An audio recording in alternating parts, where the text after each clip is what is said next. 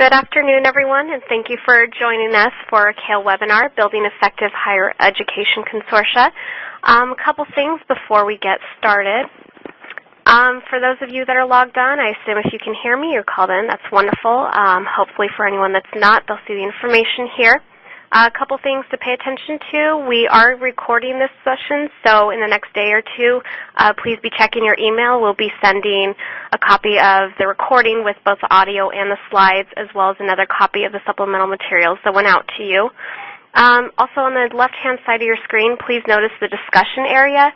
If you have any questions throughout the presentation, please feel free to type those in. We will have a designated Q&A section at the end of the presentation, but we're more than welcome, or we invite your questions throughout, so please feel free to type those in there. And with that, I'm going to turn it over to Judy Wertheim, our Vice President for Higher Education Services. Thank you very much, and welcome, everybody. It's good to see you, sort of, virtually, but certainly good to have you join us today for this session on Building Effective Higher Education Consortia. We are very fortunate today to have three presenters from the University System of Georgia who will be talking to us about building effective consortia. I would like to introduce you to Trish Patterson, who, as you can see, is the Director of College Access Initiatives for the Board of Regents of the University System of Georgia. What Trish is too modest to say here is that that system comprises 35 public colleges and universities. That's a lot. In addition to that, Dr. Patterson also directs Georgia's College Access Challenge Grants on behalf of the Governor's Office and the state's major educational agencies, and she leads the University System of Georgia Adult Learning Consortium of selected institutions that are working together to improve services and programs in critical workforce areas for adult learners with some college but no degree. Our second presenter is Mary Ellen Dahlman. Mary Ellen is a faculty member in the Dewar College of Education, Valdosta State University, which is in Valdosta. She serves as co-director of the University System of Georgia's Adult Learning Consortium.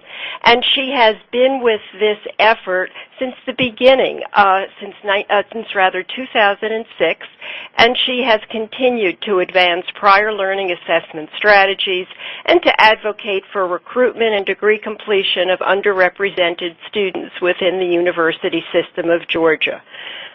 Finally, the third presenter is Gerald Merwin, whom all of us can call Jerry. Jerry is the Director of Adult Academic Degree Completion and Professional Development Programs, also at Valdosta State University. In addition, CALE is very familiar with Jerry because he serves on the advisory committee for LearningCounts.org, our new virtual prior learning assessment center. He was involved in establishing the Adult Learning Consortium, now consisting of 9 institutions in the University System of Georgia.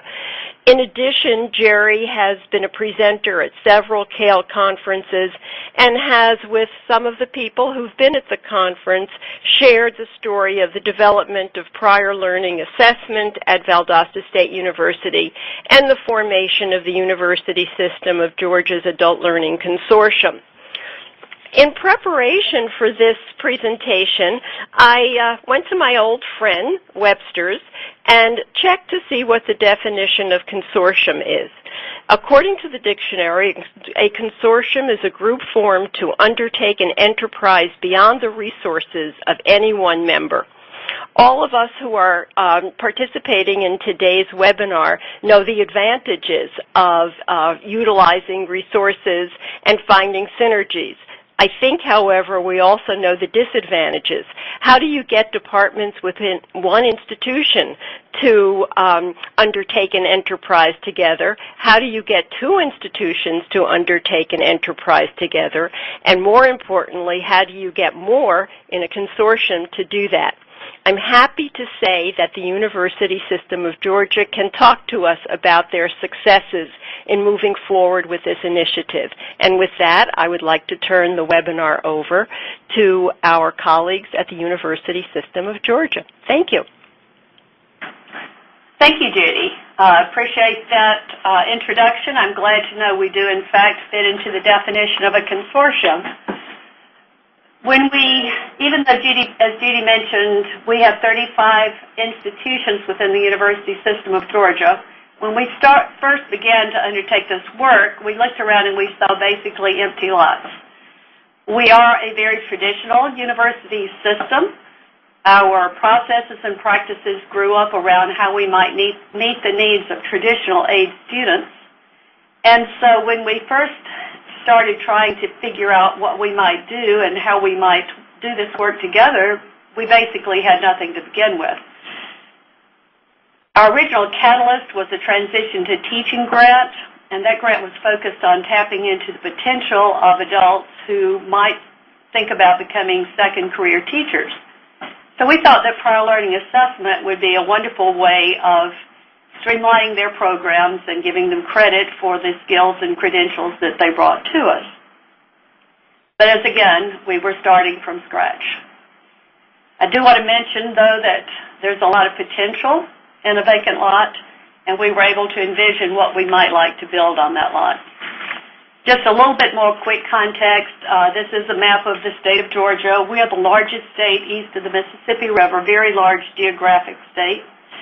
Atlanta, where I work, is in the northwest quadrant, sort of centrally located. You will see that there are a number of institutions clustered sort of in a little group there.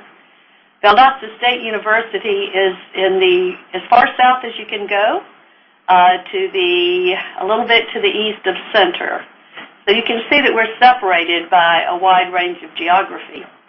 You also see that we have a wide range of institutions with different sizes, missions, and scopes. You can see that Valdosta State University is located in a rural part of the state with relatively few other institutions of higher learning there. And then, because we are a system, you might think that we just say something and it happens, and that is not the way our system works. We do allow quite a bit of autonomy to our individual campuses, and the system office can really affect change only by seeding the work on campuses. The campuses are where real change occurs. So even though we began with a vacant lot, we had a vision from the very beginning of a large, complex, and comprehensive structure that would include our 35 diverse campuses. And we knew that we had to be very proactive and very careful about choosing the lot that we would start our building on. We wanted one that we knew that this project had the most likelihood of success for.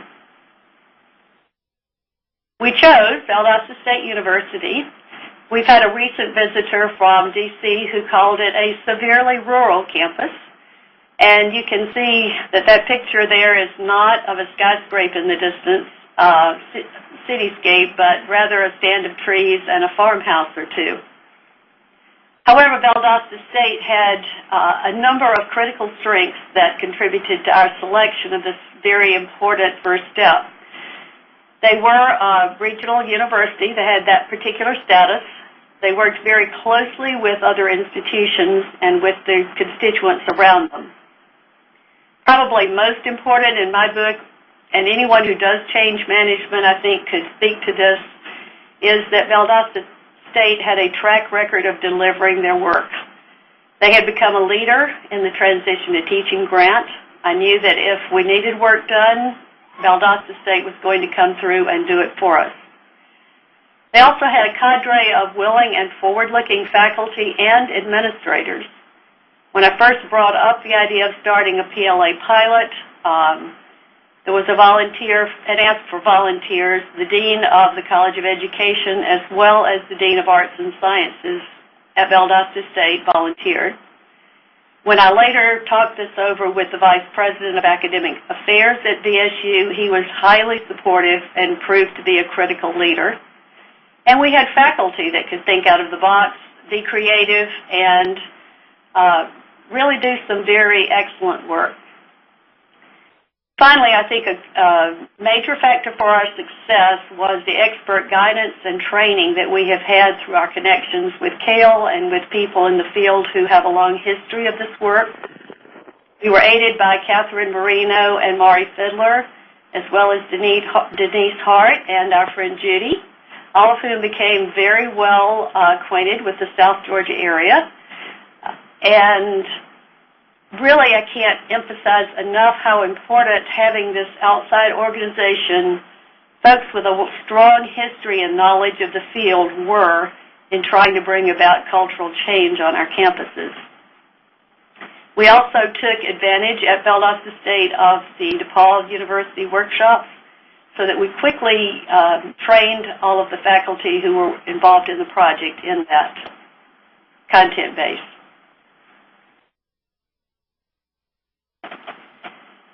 So we knew that we were going to be disrupting the status quo in this work, again, keeping in mind that we're very traditional. We are so traditional that the university system as a whole has an 80-year history of policies and practices that were built up around meeting the needs of traditional learners. Valdosta State University has a 100-year tradition. Again, policies, practices, bureaucracies, structures, infrastructures, everything that you can imagine has been focused on the needs of traditional learners. We also, in moving some of these obstacles, came upon a few bodies. My colleague, Barry Ellen Dahlman, frequently says you need someone who knows where the bodies are buried in order to make change happen. In the case of Valdosta State, there had been a failed prior learning project 20 years in the past. And even though you might think 20 years is a long time, there was an institutional knowledge, an institutional bad taste, if you will, about prior learning assessment. The previous project had not been a rigorous approach to prior learning assessment, and we knew from the beginning that we were going to have to address that preconceived notion.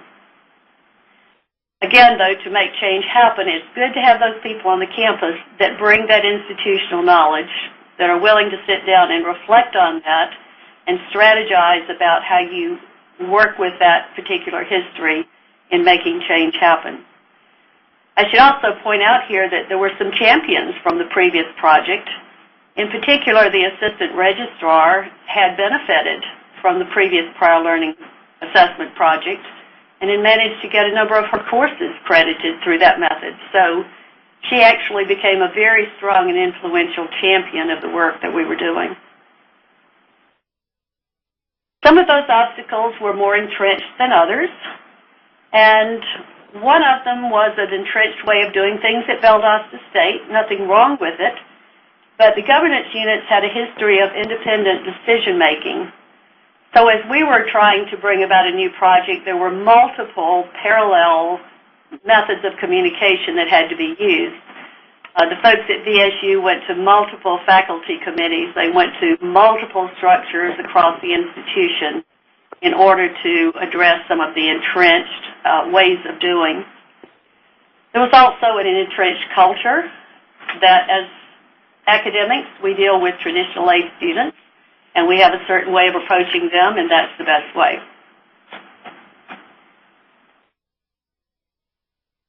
So we knew we were going to need some solid footing in order to make this work happen. The way we structured things at VSU was that we had two major groups. One was what we called a working group. That consisted of very key and hand-picked faculty. They were hand-picked for a number of reasons. Some of them were content faculty who would be represented in teacher preparation. Some of them were education faculty. And others were just forward-thinking faculty leaders. But all of them were selected because they were willing to do this work and interested in doing this work. On that team, we also had the assistant registrar and myself as the liaison from the system office. Again, knowing that faculty, however, cannot make the changes of the level that we were looking for, we also had we called them the supporting leadership team. And that was the higher-ups. That was the Dean of the College of Education, the Dean of the College of Arts and Sciences, the Registrar's Office, Financial Aid Office, Admissions, Dean of the Graduate Studies, and most critically, the Vice President's Office, who took a direct hand in this project and actually assigned the Assistant Vice President to be the go-between for the two groups. So the working group would hassle out the details, get down in the weeds, make a lot of the critical decisions that had to be made about what our program would look like, and periodically we would have report outs to the supporting leadership team. Those would be around the big things. What are the critical decision points that we needed to have a green light or a red light from the supporting leadership team for? Another thing that we had to work around is that we had made an early decision that our prior learning assessment project would be fully integrated with the academic mission of the institution. We had seen some of the other models, and for us, we did not want PLA to be a separate part of the institution. We did not want it housed in developmental studies. We did not want it housed in continuing education. We did not want to start a new institution. We wanted it to be fully a part of the existing institution.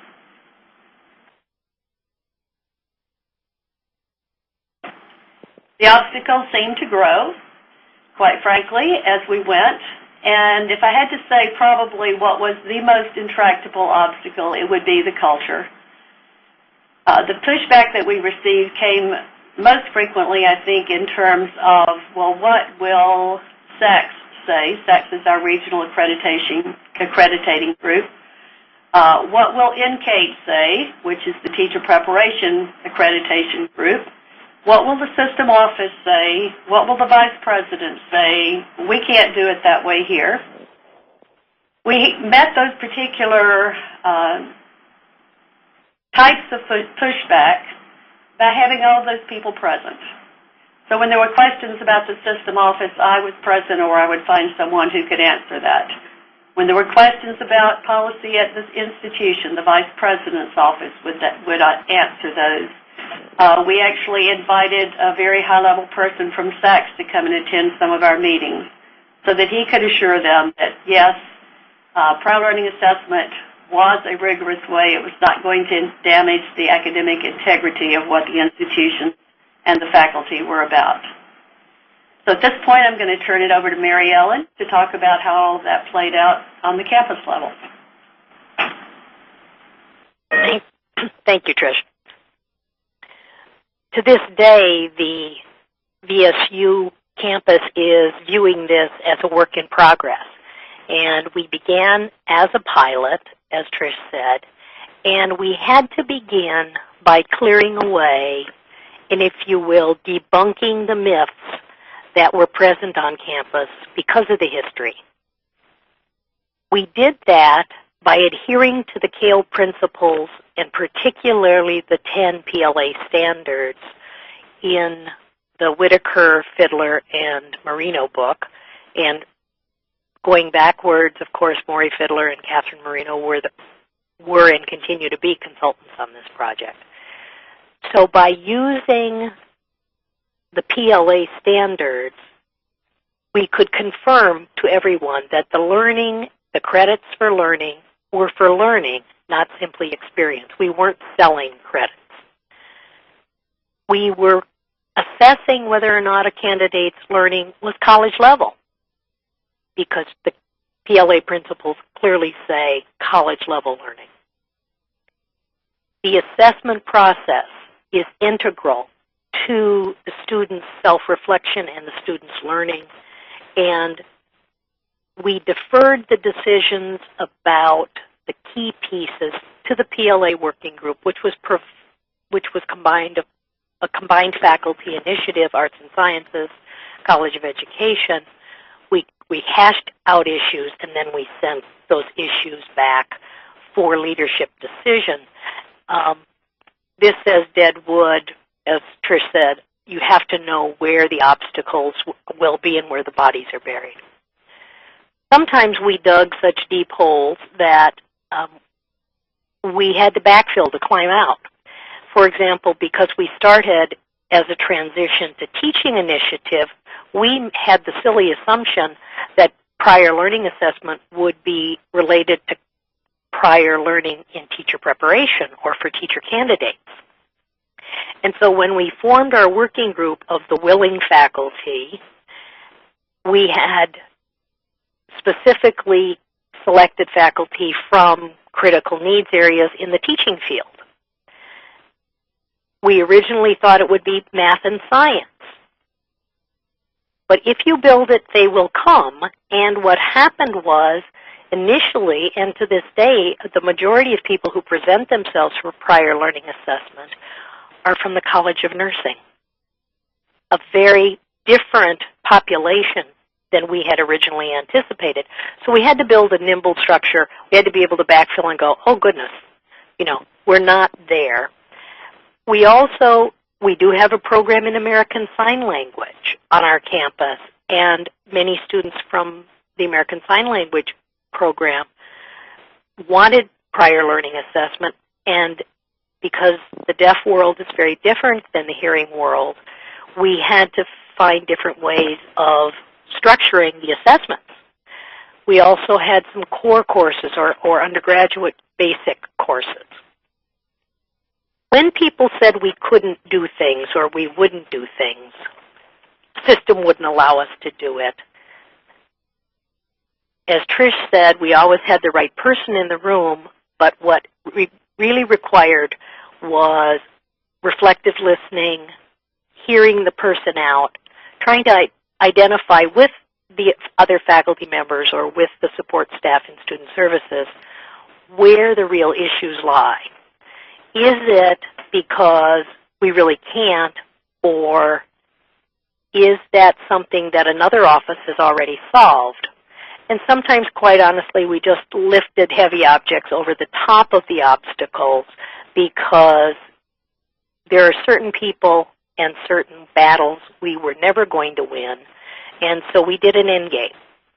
You have to be prepared to be able to go with people, but you also have to be able to go around obstacles and not bat your head against the wall, pick your battles carefully. And so what we did at Valdosta State, we really believe, was such a bumpy road. We dug so deeply and moved so many obstacles that in the end what we really got was a fairly smooth path for others to follow.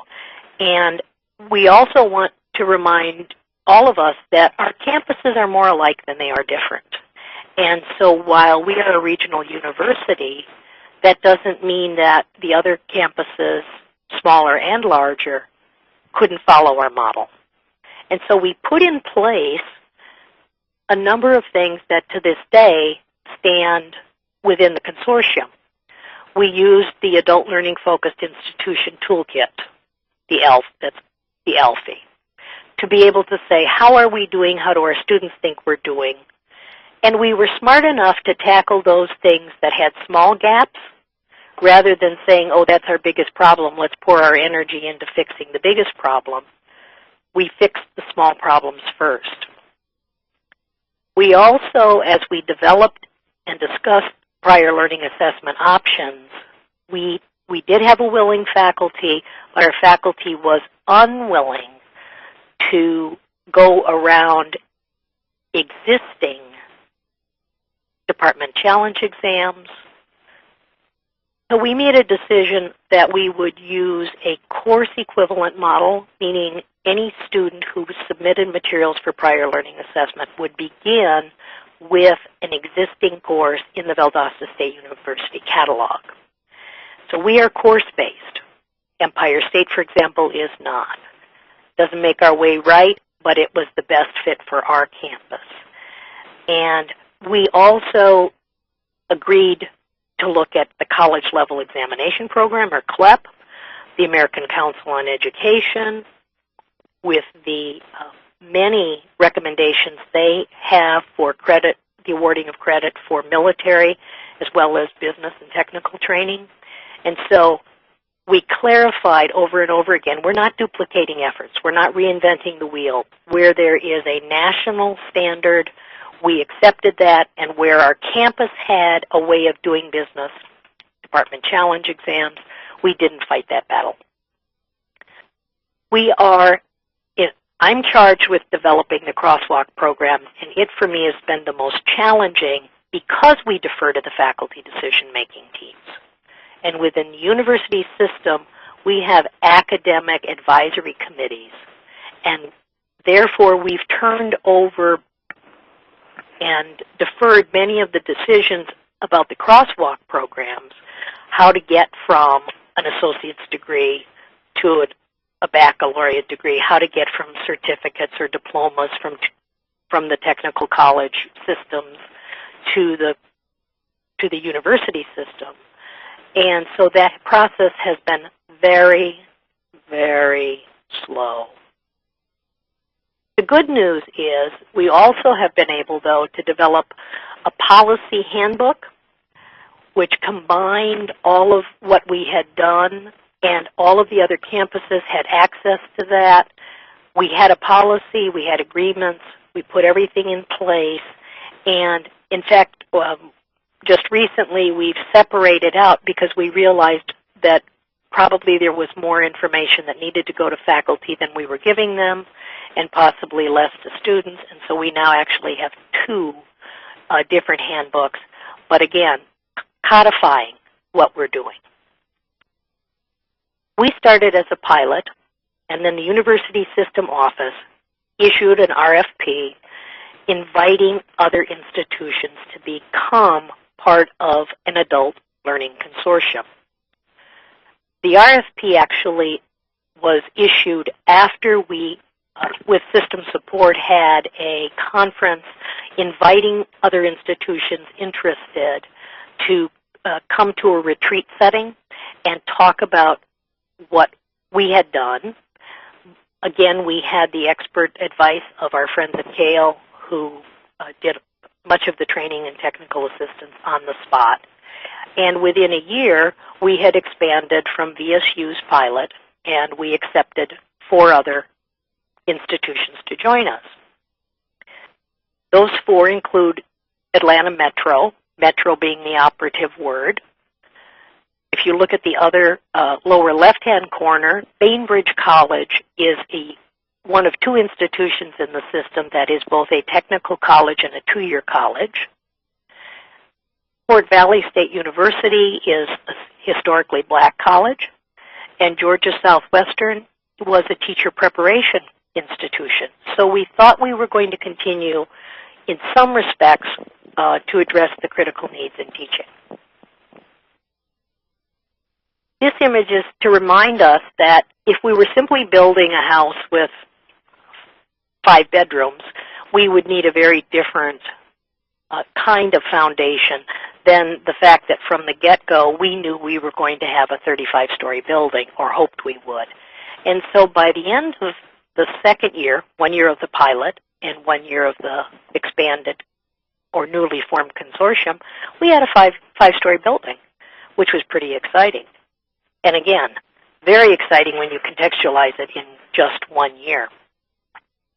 The other kind of support that we received from university system was the public awareness campaign. And what this did for us was the public television, Georgia Public Television, sent videographers, producers to the 5 campuses. There are now a series of public service announcements. There's a web presence. There is an identification and a way of funneling adult applicants to institutions that are more adult-friendly. So the institutions within the consortium benefited by the public awareness campaign because it did funnel, in these days of retreating enrollments, funneled more students to our campuses. And we are in the process of, and we've always been data-driven, but we are really in the process of trying to revamp our university system data reporting systems to meet the needs of our campuses, as well as provide the U.S. Department of Education with the kind of data we need. But what we've discovered is we need a short-term fix so that when Trish reports to the U.S. Department of Ed how we're doing, we have those data, because our campus, most typically driven campus system, which is called Banner, is to correct or to edit that is an 18-month process.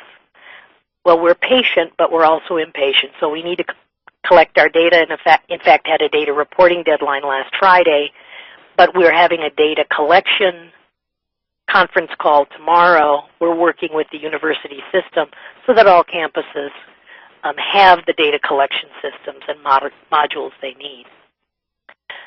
We also have been collecting and sharing best practice, and that happens in a number of ways, but it really creates a collective ownership of what we're doing.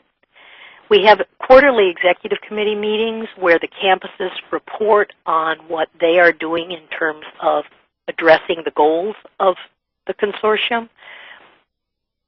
We are also often inviting other people to share our work, and last summer, our second summer institute, we had 19 of the 35 university system institutions send representatives, which I think is amazing, and they included, if you will, institutions higher on the food chain than Valdosta State as a regional institution. We used the RFP process again, and this year added four more campuses, a 2-year, 2 4 years, and a Southern Polytechnic, which is a very specialized institution on our campus. We also benefited and will continue to grow because as we did the evaluation process of the RFPs, we created another category called capacity building. And so we have 3 institutions currently in the pipeline readying themselves. They submitted applications this year, but we're not yet ready to join the consortium. And so we've been able to funnel some of the resources system has available to grow and seed those campuses. One of the questions we had early was, do we really have to, in response to the RFP, accept all of those agreements that are in place? And our answer was yes. And the institution that really would raise those issues with us, not only submitted a proposal, it was a very strong proposal, and they are now one of the consortial institutions. What I believe are finding is that we now have a 9-story institution that is broader than we've ever been, but it also has put us in a place where we can go back to our home institution and say, well, we're a member of the consortium, and everyone around the table has discussed this, and maybe we wouldn't do it that way, but we're going to do it that way because we're part of the consortium. I'm not saying that we railroad or ramrod, but I am saying that sometimes being able to point at the consortium rather than big bad system is a way of saying, we signed on to do this, let's go ahead and be part of it. I'm now going to turn the presentation over to Jerry. Thank you, Mary Ellen. In developing and expanding the system, the Adult Learning Consortium, one of the main things we were hoping to do was expand the use of prior learning assessment. As the slide tells you, we've been training faculty assessors at the consortium institutions since 2009. I want to go back just a little bit and give you more information about some things that have been said earlier. We did our first specific training on portfolio development and evaluation in 2008 when we had Denise Hart come to Valdosta and do the training for us. And we had about 25 people involved, mostly faculty, a few administrators.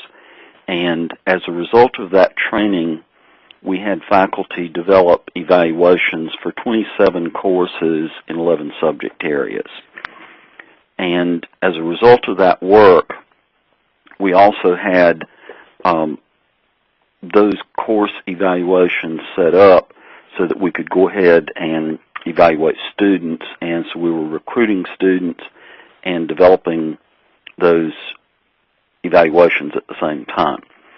we created the PLA 2000 course that we use for training the students how to do the portfolios in 2008, and we learned pretty quickly that we needed to do that with online delivery. As Trish Patterson told you in the beginning, our region for Valdosta State University is pretty much across the entire south end of Georgia, so it goes from the Atlantic Ocean all the way to the Alabama border. And we have the Kings Bay submarine base at, in southeast Georgia near St. Mary's, and we offer courses from VSU there. We have students at Moody Air Force Base that's just outside Valdosta, and we also have students at the Albany Marine Corps Logistics Facility. So with students in those different locations, we wanted them to be able to take part in the PLA program, and so we started out with the PLA 2000 as an online course. We did evaluate students in that first year, and so that was a very quick ramp up and gave us some early successes so that we could build on those.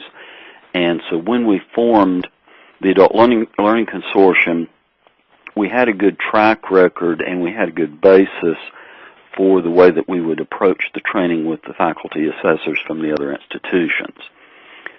Since the 2009 formation of the consortium, we've held training in several locations in the state. We've done it in Atlanta, Macon, that's sort of centrally located in the state, and then in the southeastern corner of the state on Jekyll Island, which was the best attended of the locations because most everybody wants to go to the beach and take part in a conference if they can do that. And in these training opportunities, we've had Denise Hart again working with us. We've also benefited from Judy Wertheim coming and helping us with training the faculty. And some of the faculty at VSU who are more experienced with PLA are also helping with those ongoing training events.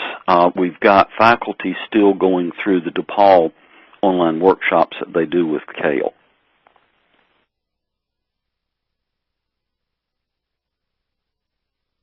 In establishing this network of faculty assessors, we really had several things in mind.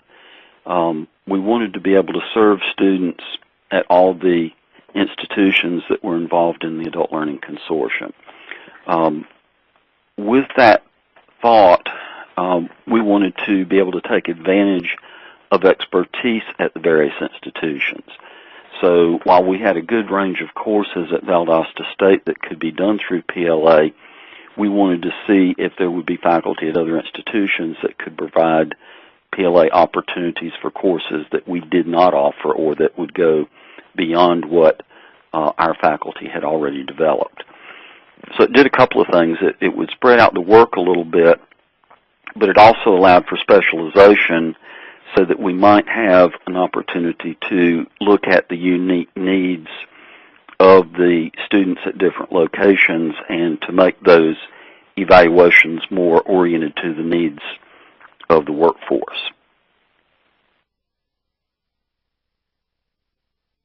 Just as we had found originally that we needed to do the prior learning assessment course online, we realized with expanding this that we would need to have online evaluations so that students from any institution could be evaluated by a faculty member from any of the consortium members. So in doing the network of assessors, we had to be able to operate it completely online. And in 2010, we set up an arrangement to do this with shared courseware templates. We first started with the PLA 2000 course as a template so that it could be offered at any of the institutions and also online. Those courses that we had developed, the PLA 4, we wanted to be able to expand those and then adding the new courses through the expansion of the network. So we wanted to make all of that available to anyone at any of the campuses. And the way we did that was through, again, a consortial effort. In doing some of this work, we recognized that we had to get agreement on a good number of the issues that originally had come up at Valdosta State. And while there was some inclination to take the policies and procedures that we had developed and expand those to the other campuses, we actually sought consensus on most of these issues by going back through the discussion about how we had done the original planning and development. So we talked again about the portfolio development course syllabus and the objectives. We talked about the policies and procedures for the review of the portfolios. And one of the things that we had not really resolved up to that point was a good way to have the fees and tuition so that this would be a sustainable system. We wanted to make sure that we were charging students a reasonable amount for the evaluations, but we also wanted to make sure that their financial aid would cover those costs in as many cases as possible so that the students wouldn't be having to put money out for the assessment when they could perhaps get the tuition for a course covered through the financial aid. In looking at all this, one of the things that we confronted pretty early was, as Mary Ellen indicated earlier, we had 3 levels of institution involved in the consortium. There are 2-year institutions, 4-year institutions, and then Valdosta State's a regional institution. And there were 3 different structures in terms of the tuition. The 2-year institutions were charging $80 an hour. The 4-year were charging $143, and the regional institution charges $154. So to try and come to an agreement on that, we looked at the eCore program that's offered in the university system for online core courses, and those are $189. So that was a way to solve that problem that came through that consensus building. We had representatives from each of the institutions, also people from the university system, the Georgia Student Finance Commission, as Trish mentioned earlier, a representative from SACS, and a representative from SREB, the Southeastern Regional Education Board.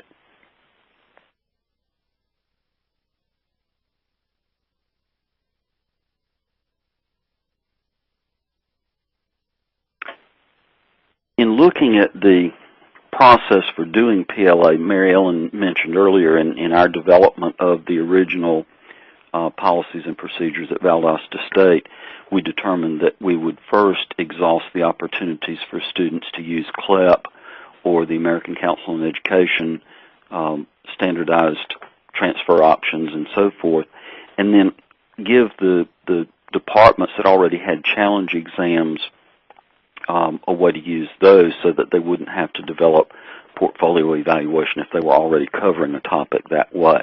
And we learned that each of the campuses within the consortium had departmental exams, and so we've been able to carry that same policy over to the consortium. After those other opportunities are exhausted, then the student can look at portfolio development as a solution. In working on the development of the faculty assessor network, again, we wanted to get the solution of online delivery, so we went to the system office again for a resource, and they have what they call Georgia View, which is a Blackboard Vista course management system, and we were able to set up an instance for the Adult Learning Consortium on that system so that we can run the PLA 2000 portfolio course and also set up the evaluation sections on Georgia View. And that way it can be accessed from any of the system institutions.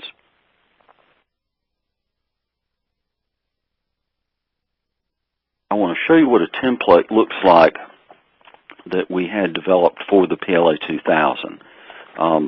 This is one that we had an instructional designer help us with, and she did an excellent job of taking the course outcomes that had already been developed and linking those to the activities and assignments in the course, and finally linking those course outcomes to the assessments so that the student's easily able to to connect those dots as they go through the course. The learning modules are set up connected to those outcomes, and then each one of those has activities, assignments, and assessments. And that's what the template looks like. Any of the institutions that are involved in the consortium can take that template and use it and not have to start from scratch. The goals for the PLA course are shown here, and I won't go through all those, but I'll tell you just briefly that we expect them to demonstrate the competencies for PLA by submitting one completed portfolio as their final requirement. And once they've met that requirement, they can then, at the completion of the course, submit that portfolio for review by one of the faculty assessors. This same template is then easily adapted for the evaluation sections that are going to be done by the faculty assessors. And I'm going to now turn it back to Trish Patterson, who will give you a little bit of summary and conclusion. Thanks, Jerry. I appreciate the close attention to the detail about some of the agreements that we had to make and some of the compromises. We do think there have been some major advantages of what we have been doing as a consortium. Again, going back to Judy's earlier definition, that you can have more resources by working together. The shared resources component has been major in our consortium. We mentioned the resource bank. We mentioned being able to go to the system office and ask for resources. And we talked about the resources that were developed jointly with the consortium. The first bullet talks about simplifying the process requirements at the local institutions. And that is partly the power of saying, well, other people are doing it that way, and the other people who are doing it that way look like us. The power of being able to have faculty talk to faculty during the trainings, administrators talk with administrators, financial aid people talk to financial aid people, registrars talk with registrars. And we know this is not somewhere located far away. These are institutions within our same system. So we know it can be done. It really simplifies the process requirements for individual institutions to try and do it. And as Mary Ellen mentioned, we have made those foundational decisions and consortial agreements a precondition for new institutions to join us. And we believe that based on the demand to join us, that has not been a stumbling block, but in fact has been part of the power of the consortium. And I want to close by thanking the Case Construction Company for the wonderful graphics that we were able to use to help explain our story in a better and more graphically dramatic way. We very much appreciate their assistance in that. And we are open for questions. Thank you very much, all three of you. This was a wonderful presentation. And just as the Case Construction Company helped you present your story, you helped us to construct an idea of how an effective consortium can work. I think that you very clearly, in the short time available, presented us with the goals of this initiative, the strategies, the advances you made, some of the compromises that you had to make. You gave us specific examples of what was done, and you spoke to what will be done in the future. And I think testimony to the success of this consortium is that you have been able to grow it. You have had people responding, institutions responding to the RFP.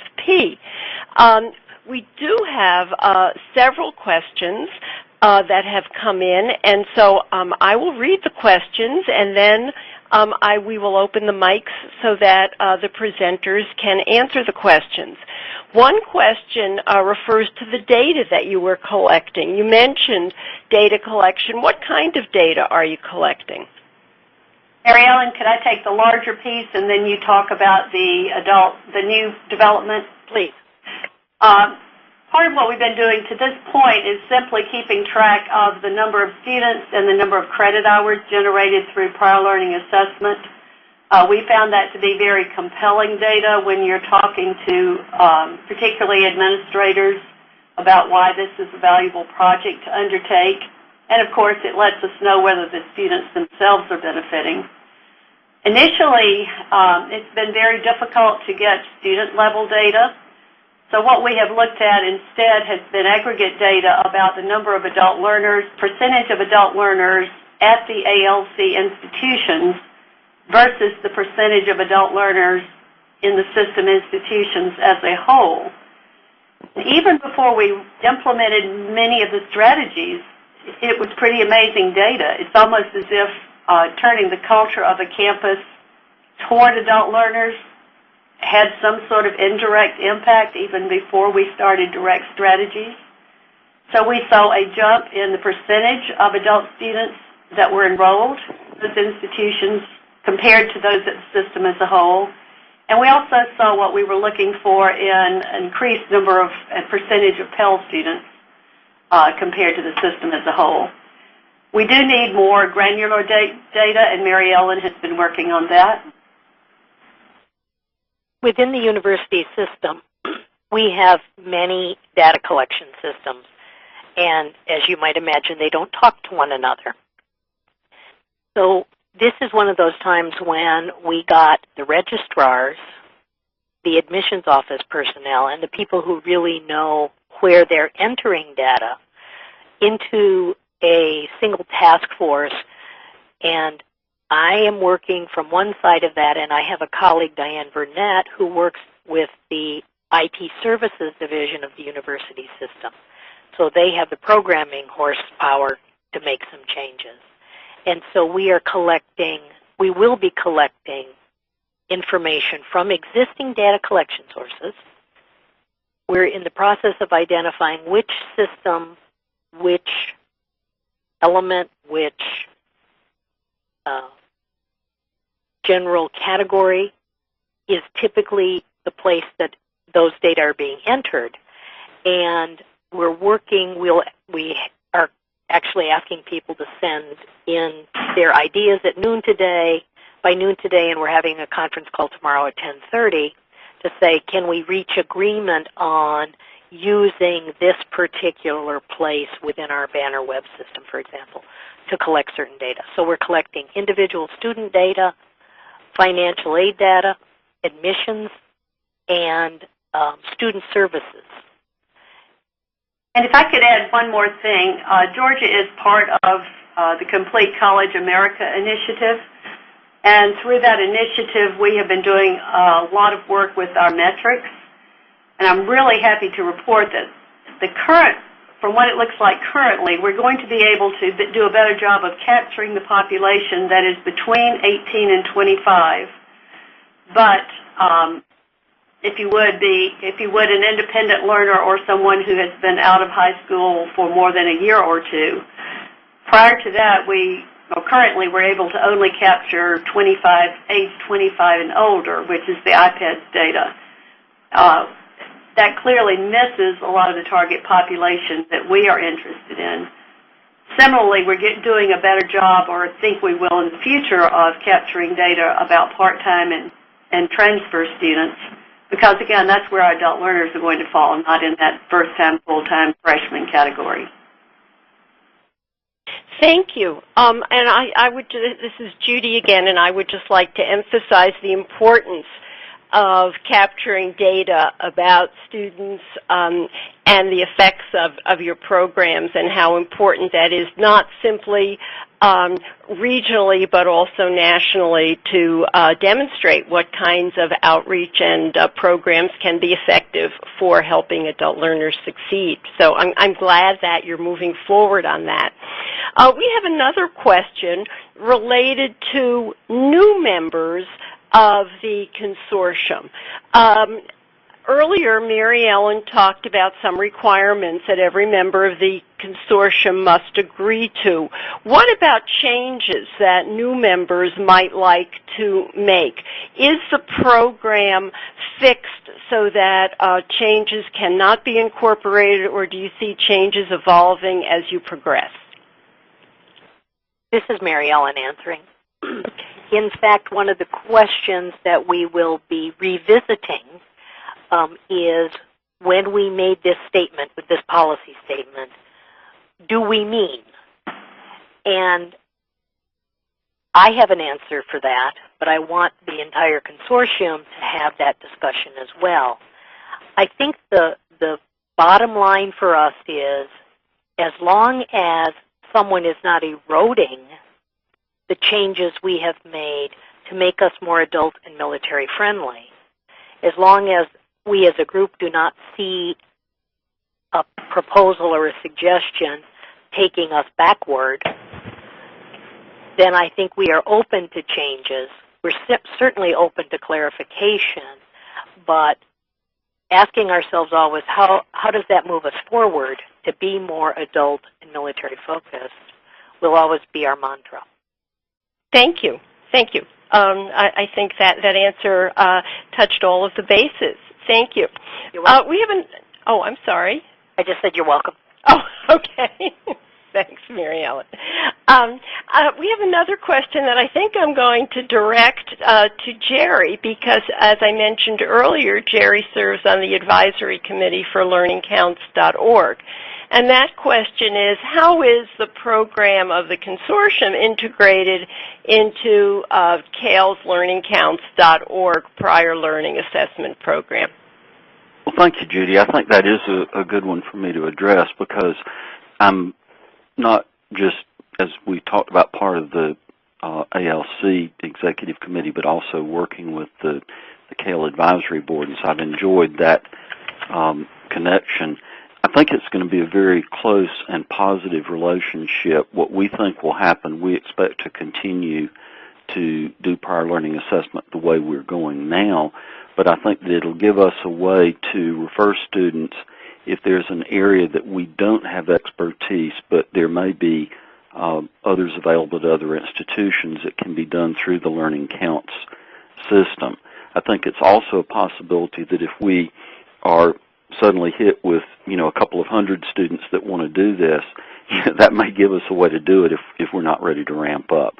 So I think there are a lot of ways that that'll work together, but I see it as a good combination. Thank you. I couldn't have said it better myself. Thanks very much. Certainly. You said just what I would have. I have a question, and that is the program that you described so well, and I think one that inspires all of us, has as its leader a state system. Do you see the possibility for other states to develop consortia even if there were no leadership from a state system? This is Trish. I guess I will take a stab at that. I do think that the leadership from the institution was a more critical factor than the state leadership, because again, we do allow our institutions a lot of autonomy, and nothing happens unless the institutions are on board and actually doing the work. That having been said, I think it might take some kind of catalyst, whether it's a grant, whether it's someone stepping to the front because there's a demand out there. But some institution or groups of institutions